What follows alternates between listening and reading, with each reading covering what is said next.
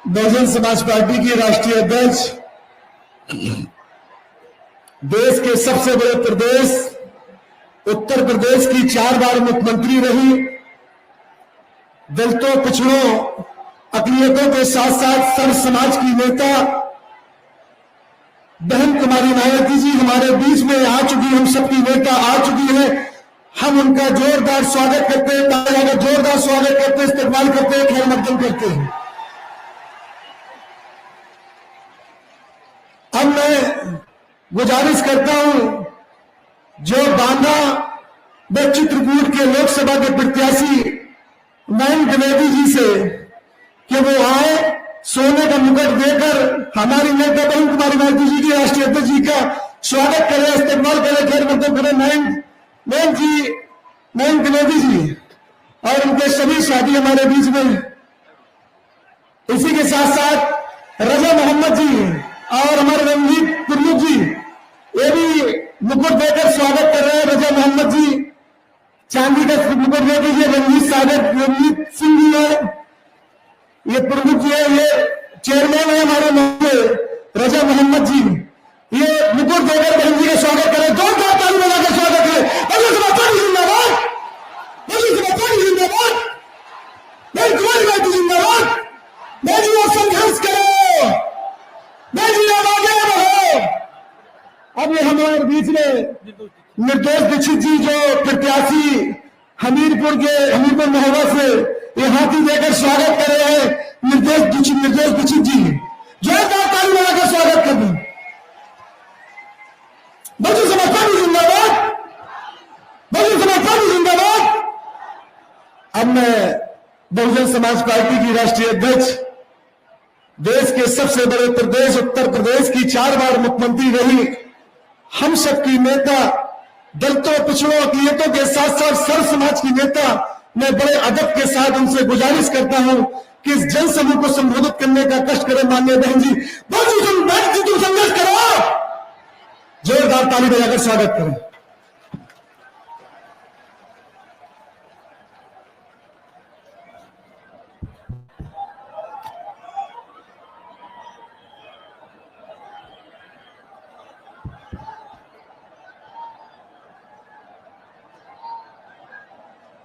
BSP की इस चुनावी जनसभा में इकट्ठा हुए बीएसपी के सभी छोटे बड़े पदाधिकारी एवं कार्यकर्तागण, आज आप लोग देश में व यहाँ आपके उत्तर प्रदेश स्टेट में भी लोकसभा के लिए हो रहे आम चुनाव में अपनी पार्टी के उम्मीदवारों के समर्थन में मुझे सुनने के लिए यहाँ इकट्ठा हुए हैं,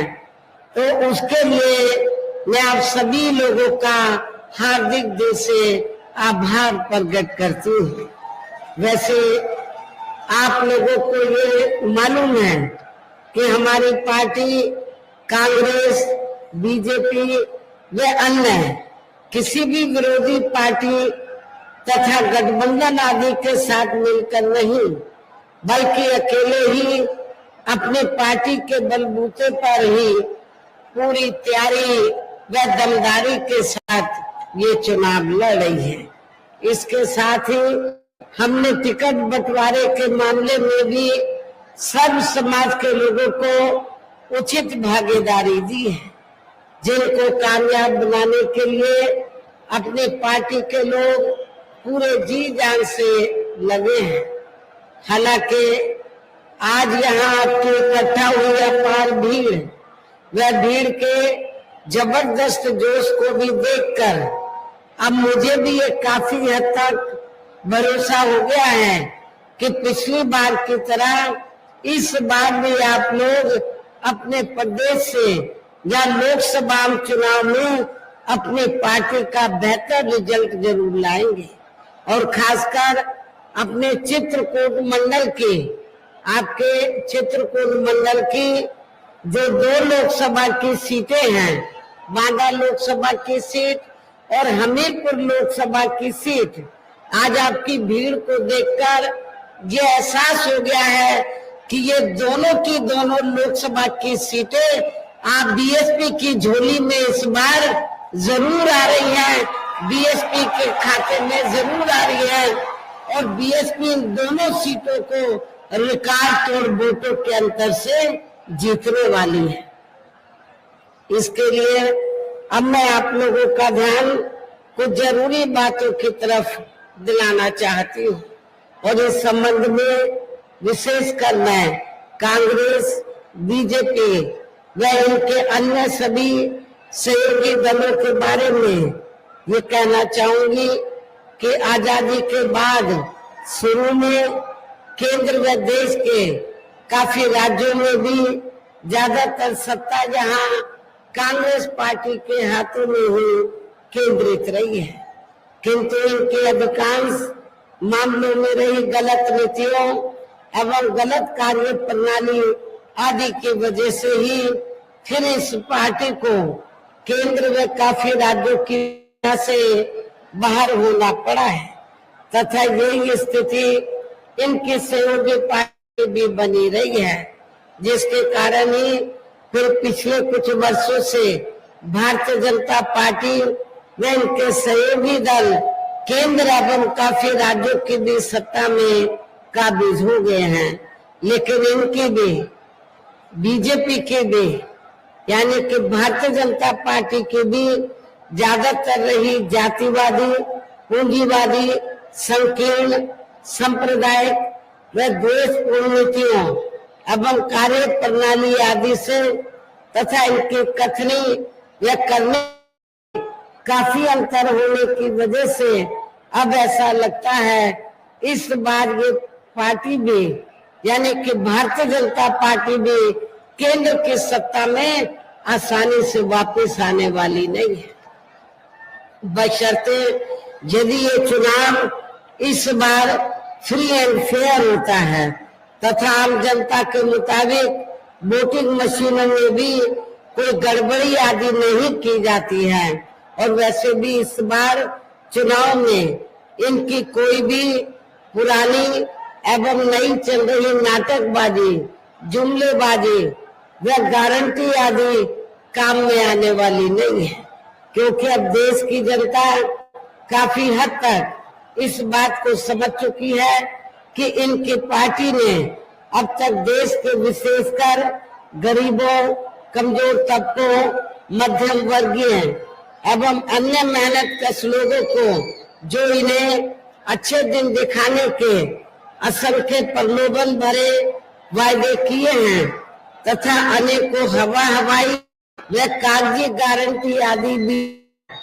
तो उनका जमीनी हकीकत में अभी तक इन्होंने लगभग 1/4 हिस्सा भी कार्य पूरा नहीं किया है, बल्कि इसके स्थान पर इनका ज्यादातर समय व ताकत भी यहाँ के अपने चहेते रहे बड़े बड़े पूंजीपतियों एवं धन्ना सेठों को ही ज्यादा से ज्यादा मालामाल व धनवान आदि बनाने में तथा उन्हें हर स्तर पर छूट देने व बचाने में ही लगी रही है, जिनके अधिकांश आर्थिक सहयोग से ही ये पार्टी व अन्य पार्टियां भी अपना संगठन चलाती हैं तथा चुनाव भी लड़ाती हैं, जिसका काफी कुछ खुलासा बॉन्ड की आई रिपोर्ट से भी हो जाता है। इस संबंध में वैसे आप लोगों को ये मालूम है कि अभी कुछ दिन पहले माननीय सुप्रीम कोर्ट के ने बॉन्ड के संबंध में जो रिपोर्ट का खुलासा किया है, तो उस रिपोर्ट के जरिए हमें ये मालूम हुआ है, मीडिया में जो खबर छपी है ये मालूम हुआ है, माननीय सुप्रीम कोर्ट ने जो कुछ कहा है, तो मीडिया के जरिए हमें ये मालूम हुआ है कि देश में कांग्रेस, बीजेपी व अन्य सभी विरोधी पार्टियां, बीएसपी को छोड़कर अन्य सभी विरोधी पार्टियों ने तो देश के बड़े बड़े पूंजीपतियों व धन्ना सेठों से करोड़ों, अरबों, खरबों रुपया अपनी पार्टी के संगठन को चलाने के लिए वह चुनाव आदि लड़ाने के लिए बॉन्ड के जरिए लिया है। ये अखबारों में खबर छपी है और माननीय सुप्रीम कोर्ट ने भी इस बात का खुलासा किया है। आपको अपनी पार्टी पर फख्र होना चाहिए, गर्व होना चाहिए कि पूरे देश में अकेले बहुजन समाज पार्टी एक ऐसी पार्टी है जिसने किसी भी पूंजीपति और धन्ना सेठ से एक भी रुपया नहीं लिया। ये रिपोर्ट में भी छपा है और माननीय सुप्रीम कोर्ट ने भी माना है। तो इससे स्पष्ट है कि हमारी पार्टी दूसरी पार्टियों की तरह अपने संगठन को चलाने के लिए या चुनाव आदि लड़ाने के लिए तो हम बॉन्ड आदि के जरिए देश के बड़े बड़े पूंजीपतियों व धन्ना सेठों से पैसा नहीं लेते हैं। हमारी पार्टी अपने संगठन को चलाने के लिए तो हर साल बीएसपी मेंबरशिप के जरिए और मेरे जन्मदिन के मौके पर थोड़ा थोड़ा धन इकट्ठा करके हम लोग पार्टी का एक साल का खर्चा निकालते हैं और चुनाव आदि लड़ाने पर भी हम थोड़ा खर्चा करते हैं। चुनाव में भी हम अपनी पार्टी के लोगों से अपील करते हैं वो थोड़ी थोड़ी मदद करें ताकि हमें दूसरों के ऊपर निर्भर ना रहना पड़े। तो इस प्रकार से हम लोग अपनी पार्टी के संगठन को चलाते हैं और चुनाव लड़ाते हैं। इसके साथ ही अब ऐसा लगता है कि कांग्रेस पार्टी की तरह ही बीजेपी ने भी केंद्र की तमाम सरकारी जांच एजेंसियों का ज्यादातर राजनीतिकरण कर दिया है। इसके अलावा देश के किसान वर्ग में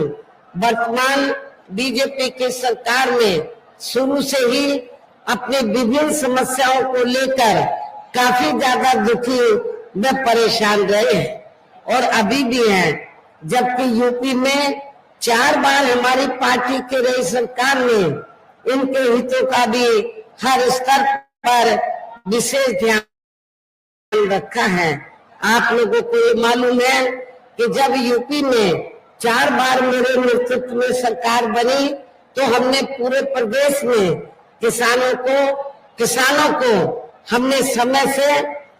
जो खेती करने के लिए जो साधन है समय से उपलब्ध कराए, सस्ते उपलब्ध कराए और उनकी फसल का भी हमने उचित दाम दिया है। और खासकर आपका बुंदेलखंड क्षेत्र जो ज्यादातर जिस क्षेत्र में ज्यादातर पानी की किल्लत रहती है, कमी रहती है, तो यहाँ किसानों के सामने बहुत बड़ी दिक्कत रहती है खेती करने के लिए। आम जनता के लिए भी रोजमर्रा के लिए जो उनको पानी की जरूरत है उसकी भी काफी किल्लत रहती है। तो उसका विशेष ध्यान रखकर तो हमने बुंदेलखंड का प्राथमिकता के आधार पर पूरा ध्यान रखा है। इतना ही नहीं बल्कि केंद्र में पूर्व की रही कांग्रेसी सरकार की तरह ही वर्तमान भाजपा सरकार ने भी इनकी जातिवादी, हीन, सांप्रदायिक एवं पूंजीवादी सोच व नीतियों के चलते ही पूरे देश में सब समाज में से खासकर गरीबों, दलितों, आदिवासियों, पिछड़े वर्गों, मुस्लिम एवं अन्य धार्मिक अल्पसंख्यक समाज के लोगों का भी पूर्ण रूप से विकास व उत्थान आदि नहीं हो सका है। और इस संदर्भ में वैसे आप लोगों को ये मालूम है कि पूरे देश में यहाँ दलितों, आदिवासियों एवं अन्य पिछड़े वर्गों का सरकारी नौकरियों में वर्षों से अधूरा पड़ा आरक्षण का कोटा भी अभी तक पूरा नहीं भरा गया है। विशेषकर एससी व एसटी वर्गों के सरकारी कर्मचारियों का पदोन्नति में आरक्षण भी अब काफी हद तक प्रभावहीन ही बना दिया गया है। और इस संबंध में मैं आपको ये याद दिलाना चाहती हूँ कि जब समाजवादी पार्टी की सरकार थी और श्री अखिलेश यादव यूपी के मुख्यमंत्री थे, तो श्री अखिलेश यादव ने एससी एसटी वर्गों के सरकारी कर्मचारियों का पदोन्नति में जो आरक्षण पहले से मिल रहा था, इसको बिल्कुल खत्म कर दिया। ये देना ही इन्होंने खत्म कर दिया। इससे स्पष्ट हो जाता है कि समाजवादी पार्टी दलितों के कितने खिलाफ है, आदिवासियों के कितने खिलाफ है और अति पिछड़ों के कितने खिलाफ है। समाजवादी पार्टी आपके आरक्षण के पक्षधर नहीं है। तो इस बात का भी आप लोगों को विशेष ध्यान रखना होगा। और इतना ही नहीं, जिन संतों, गुरुओं और महापुरुषों के नाम से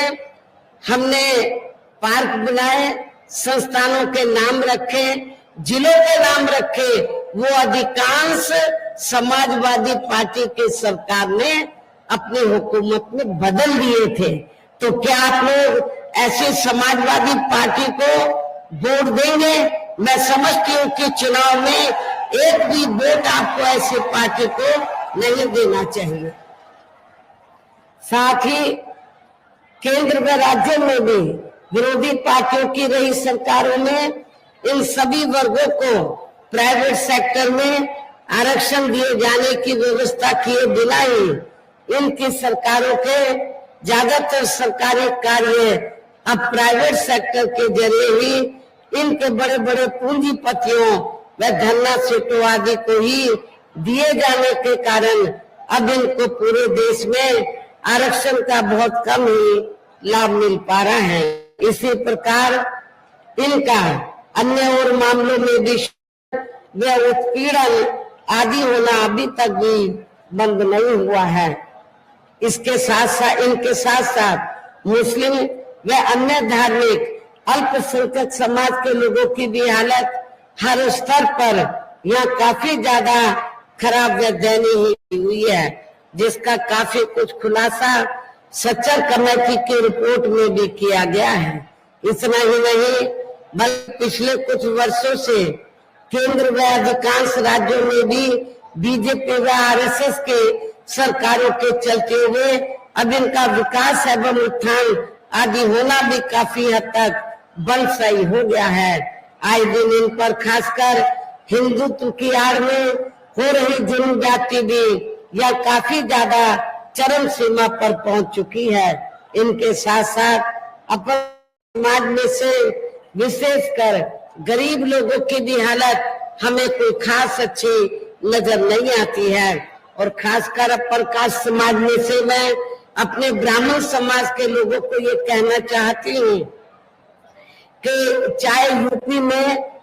समाजवादी पार्टी सत्ता में रही हो या वर्तमान में बीजेपी की सरकार चल रही हो, इन दोनों हुकूमतों में पूरे यूपी में ब्राह्मण समाज का बड़े पैमाने पर शोषण व उत्पीड़न आदि किया गया है। ब्राह्मण समाज का बड़े पैमाने पर हर स्तर पर शोषण व उत्पीड़न आदि किया गया है। लेकिन जब बीएसपी पावर में थी तो बहुजन समाज पार्टी की सरकार ने अपर कास्ट समाज में से तो ब्राह्मण समाज के ऊपर किसी भी प्रकार का शोषण व उत्पीड़न आदि नहीं होने दिया। अपर कास्ट समाज की जो अन्य जातियां हैं उनके भी हितों का हमारी सरकार ने विशेष ध्यान रखा है। इनकी गलत कृषि नीतियों के कारण किसान वर्ग भी आए दिन आंदोलित रहता है। साथ ही इनकी गलत आर्थिक नीतियों की वजह से देश की अर्थव्यवस्था पर भी इसका काफी बुरा प्रभाव पड़ा है, जिससे यहाँ विशेषकर छोटे एवं मध्यम वर्गीय व्यापारी वर्ग काफी ज्यादा दुखी व परेशान है। और अब केंद्र में पूर्व की रही सरकारों की तरह ही वर्तमान भाजपा सरकार ने भी यहाँ पूरे देश में गरीबी, बेरोजगारी एवं महंगाई आदि भी लगातार काफी ज्यादा बढ़ रही है। देश में हर स्तर पर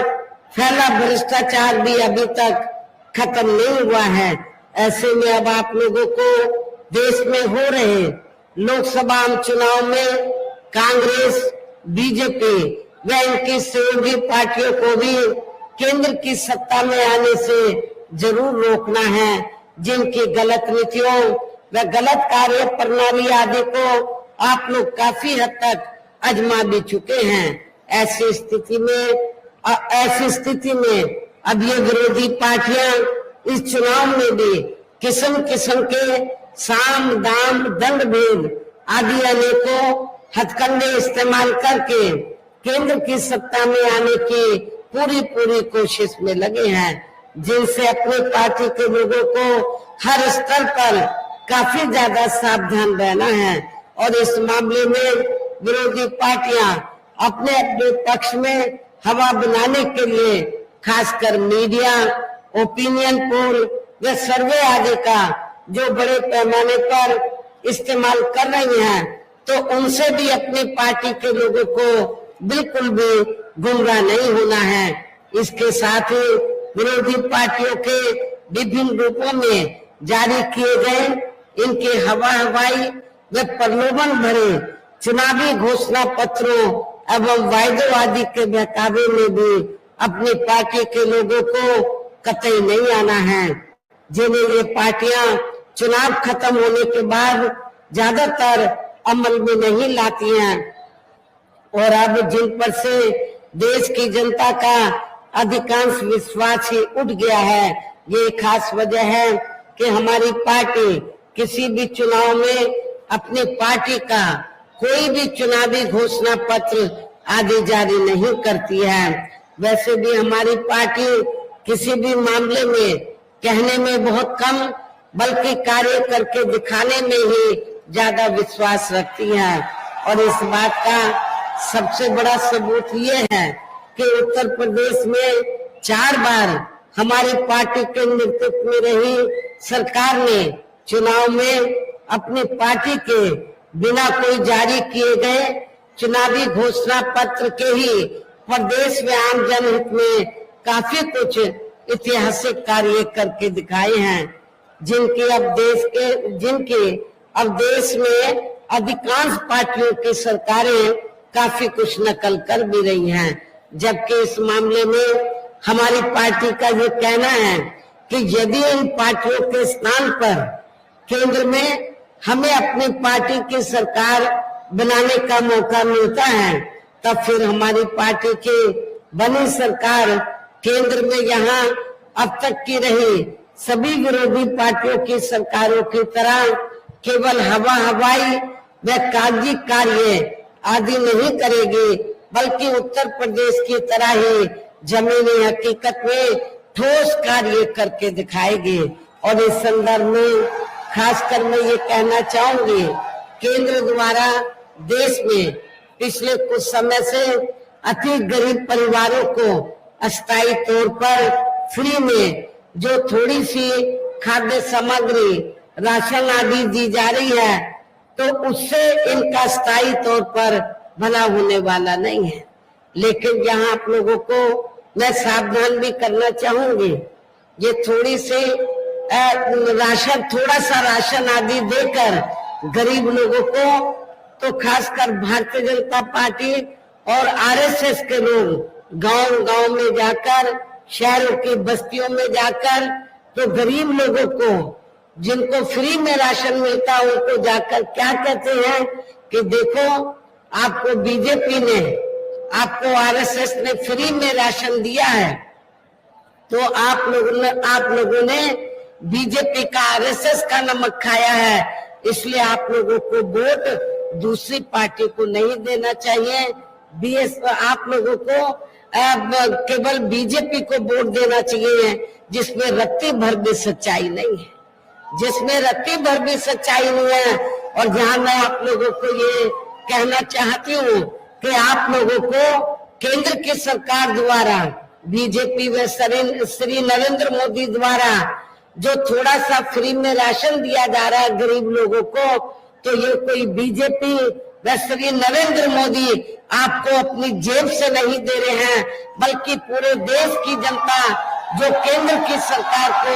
राज्यों की सरकारों को जो टैक्स देती है, और टैक्स से पैसा जो सरकार के पास जाता है वो आपका पैसा है, वो जनता का पैसा है, जनता के टैक्स का पैसा है। और जनता के टैक्स के पैसे से ये लोग आपको फ्री में राशन आदि देते हैं। इसलिए आप लोगों को ये बिल्कुल नहीं सोचना चाहिए कि आपने बीजेपी आरएसएस का नमक खाया है, आपने खुद का अपना नमक खाया है, इसलिए आप लोगों को उनके बहकावे में नहीं आना है। और वैसे भी जो गरीब लोग हैं, इनके ये जटिल समस्या देश में हर हाथ को काम देने से ही केवल दूर हो सकती है, जिसकी तरफ हमारी पार्टी की बनी सरकार विशेष ध्यान देगी। साथ ही देश में पिछले कुछ वर्षों से आए दिन बढ़ रही गरीबी, बेरोजगारी व महंगाई आदि से भी जनता बहुत ज्यादा दुखी व परेशान है, जिसे भी आर्थिक नीतियों में तब्दीली करके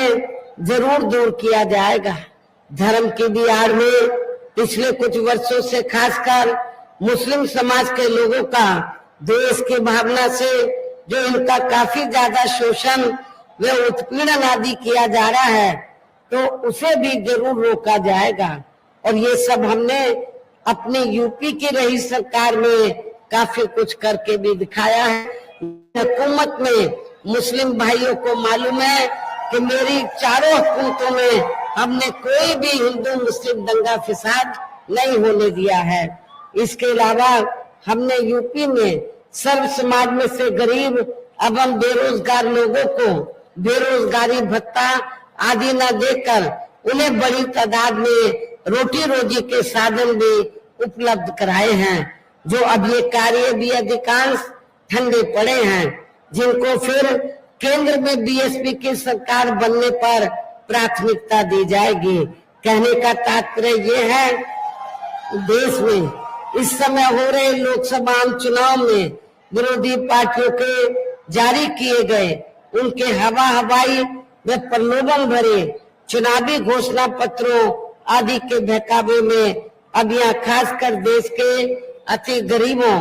मजदूरों एवं अन्य मेहनत कश लोगों को बिल्कुल भी नहीं आना है। और अब इन्हें ऐसे सभी विरोधी पार्टियों को हर हालत में केंद्र की सत्ता में आने से जरूर रोकना है, जिनकी कथनी व करने में काफी अंतर रहा है तथा जिन्हें ये लोग बरसों से आजमा भी चुके हैं। ऐसे में अब मेरा यही कहना है कि आप लोगों को अपने खुद के व अपने प्रदेश, क्षेत्र एवं देश के भी हित में अपने वोटों को या कांग्रेस, बीजेपी व अन्य विरोधी पार्टियों को न देकर केवल अपने एकमात्र हितैषी पार्टी बहुजन समाज पार्टी को ही देना है, जो ये पार्टी उत्तर प्रदेश की तरह ही केंद्र में भी अपनी पार्टी की सरकार बनने पर फिर पूरे देश में या अपनी पार्टी की सर्वजन हिताय व सर्वजन सुखाय की नीतियों पर आधारित सरकार चलाएगी। इसके साथ साथ केंद्र से जुड़ी आपके क्षेत्र की जो भी यहाँ स्थानीय समस्याएं होंगी तो उन्हें भी फिर दूर करने का हर संभव पूरा प्रयास किया जाएगा। और इस संबंध में मैं खासकर बुंदेलखंड के लोगों को ये बताना चाहती हूँ कि जब केंद्र में बीएसपी की सरकार बन जाती है तो हमारी पार्टी की सरकार फिर बुंदेलखंड को अलग से स्टेट बनाएगी, अलग से प्रदेश बनाएगी, ताकि आपके इस बुंदेलखंड क्षेत्र का संपूर्ण विकास हो सके। साथ ही यहाँ गरीबों, मजदूरों, बेरोजगारों, कर्मचारियों, किसानों, छोटे व्यापारियों एवं अन्य मेहनत कश लोगों के हितों का भी विशेष ध्यान रखा जाएगा। सब समाज में से खासकर गरीबों, आदिवासियों, पिछड़े वर्गों, मुस्लिम व अन्य धार्मिक अल्पसंख्यक समाज के लोगों के विकास व उत्थान के साथ साथ हर स्तर आदि के लिए भी सख्त कदम उठाए जाएंगे। और तभी फिर यहाँ वास्तव में अपने देश के महान संतों, गुरुओं व महापुरुषों में भी विशेषकर महात्मा ज्योतिराव फूले, श्री छत्रपति शाहू जी महाराज, श्री नारायण गुरु, बाबा साहब डॉक्टर भीमराव अम्बेडकर एवं मान्यवर श्री कांशीराम जी आदि का अधूरा रहा सपना जरूर साकार हो सकता है, जिनको यूपी में हमारी पार्टी की रही सरकार द्वारा हर स्तर पर पूरा आदर सम्मान दिया गया है। इन्हीं खास बातों के साथ ही अब मेरा देश में आपके स्टेट के भी हित में, आपके क्षेत्र के भी हित में यही कहना है कि हमारी पार्टी ने यहाँ जिनको भी लोकसभा के लिए चुनाव के मैदान में उतारा है, आपके चित्रकूट मंडल में 2 लोकसभा की सीटें हैं। इन 2 लोकसभा की सीटों पर जिनको भी चुनाव के मैदान में उतारा है, जो आपके सामने मंच पर भी मौजूद है, तो आपको जरूर कामयाब बनाना है, जिसके लिए यहाँ पार्टी के सभी स्तर के छोटे बड़े पदाधिकारी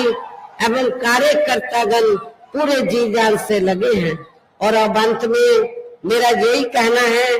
कि आप लोगों को वोट पड़ने वाले दिन यहाँ बीएसपी के अपने सभी लोकसभा उम्मीदवारों को, अर्थात बांदा लोकसभा की सीट से हमने श्री मयंक द्विवेदी को चुनाव के मैदान में उतारा है। हमीरपुर लोकसभा की सीट से हमने श्री निर्दोष कुमार दीक्षित को चुनाव के मैदान में उतारा है। आपके चित्रकूट मंडल में मुझे इस बात की जानकारी है